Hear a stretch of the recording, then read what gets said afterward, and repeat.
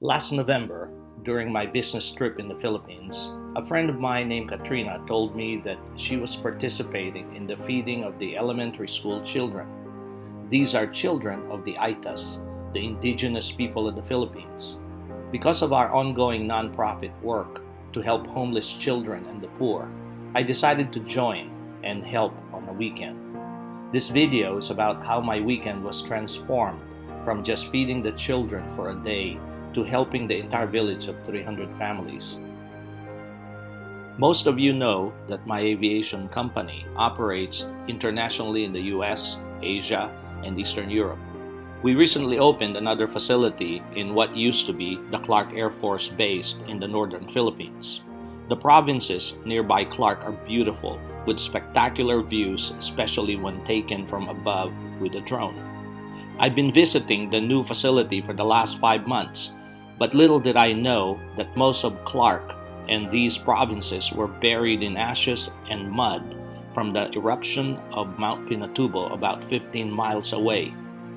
It was the second largest volcano eruption in history.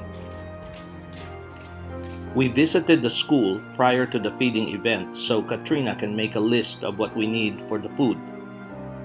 While Katrina was busy, I checked out the school grounds and visited the students. Hey guys, hello. I wanted to see the kitchen to make sure they have everything for cooking and preparing the food. I met sweet little Perla, the housekeeper and in-house chef. I could not help but notice those giant cooking utensils she was using in the kitchen. She told me life is tough, living in the city, and very thankful to be one of the very few people in the village with a job. She makes the equivalent of $39 per month. After this heartfelt conversation with Perla, I told Katrina and my staff that we should interview teachers, the principal of the school, and locals in the village to find out what's going on and how the people are living, and their favorite pastime. I even discovered in the village the most organic means of transportation, perfect for giving a pollution-free tour of the Las Vegas Strip. I decided to take the drone one more time to see what's around the village. There were rice fields, but I was surprised to see a very large sugar plantation and refinery. After driving around, there were a few major stores and small restaurants. In this town, we did our grocery shopping, including Perla's favorite kitchen utensils. We really did not see too many Aytas, let alone see them working in the stores and shops. Then I wondered how many Aytas have jobs in these business establishments. When I was a little kid, I've heard of the Aytas, and I knew they lived in the mountains, secluded from civilization. So I wondered, how did they end up here? We had to buy other things for the children like slippers, school bags, supplies, as well as appliances and cookware to replace old pots and pans. It was a kitchen makeover. On that day, we served breakfast and lunch. While the children are having their meals, I visited Perla's house. So we're going inside the house. Basically all ground, it's all soil, there's no cement. Despite the living condition in the village, Perla mentioned that people needed jobs more than houses. Perla was proud to show me her metered faucet with running water from the city. It's because the water main did not go around the entire village. Her house happened to be near the termination point. The teachers invited Sister Anne for lunch. She told me that she donated the land so the Aytas can resettle here after the eruption of Mount Pinatubo. The Aytas had no place to go. Later, the city built the school in the village. She continued to say, because it's raw land, there is not much infrastructure like water and electricity. I told her that I would like to help. She replied, whatever you do it for the Aytas and their poor children. The Aeta tribal leaders met with me to discuss how we could help the village. First, I began to ask what happened during the explosion of Mount Pinatubo on June 15, 1991. Here's a short clip of the cataclysmic event. The Aytas loved and worshipped the mountain that provided food and livelihood since the beginning of time.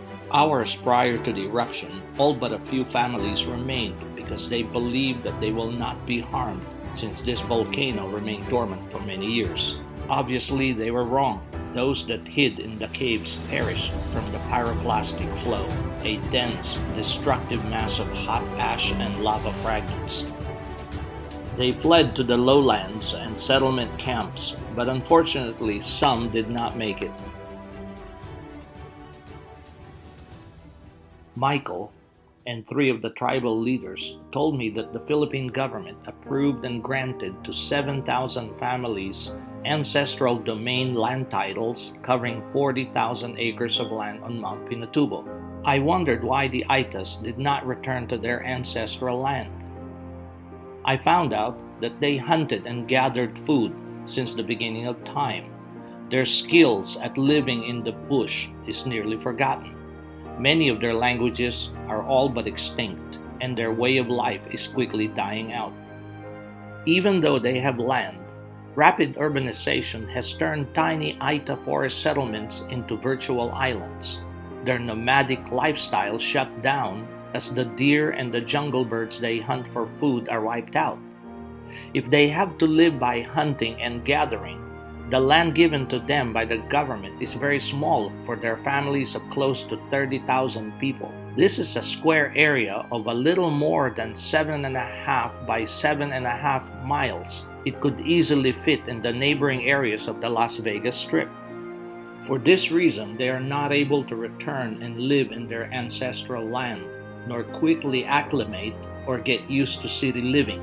This requires a job, but it's nearly impossible to get one in cities where they are not exactly welcomed because of their physical appearance, very little education, and living poorly for over 20 years after being displaced.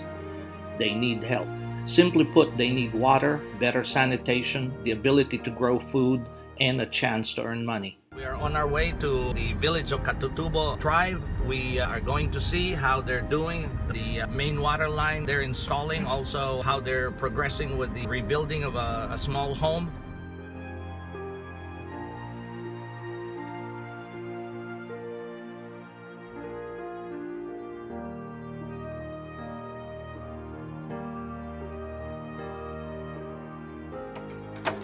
Alright guys, I'm here at the village. It looks like work has started. Pearl's house is on its way to getting rebuilt. So as you can see, everybody's working very hard. I'll fly the drone so we can see it from the air, how the progress is taking place.